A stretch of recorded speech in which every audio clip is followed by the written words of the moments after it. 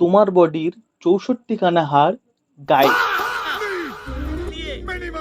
একটা নিউবর্ন বেবির বডিতে হাড় থাকে 270টি, কিন্তু তোমার বডিতে এখন হাড় আছে 206টি।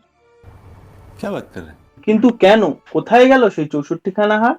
इसके पीछे कहानी है, सुना क्या? তুমি যখন পৃথিবীর মুখ দেখবে বলে উতাওলা হয়েছিলে, তখন তুমি যাতে আটকে না যাও মাঝখানে, সেজন্য তোমার মাথার যে হাড়টা, স্কালটা, সেগুলো ছোট ছোট পার্টে আলাদা আলাদা ভাবে খণ্ডিত রূপে ছিল। তুমি যখন বড় হয়েছো, সেই হাড়গুলো পরস্পর জুড়ে একটা কঠিন স্কাল হয়েছে।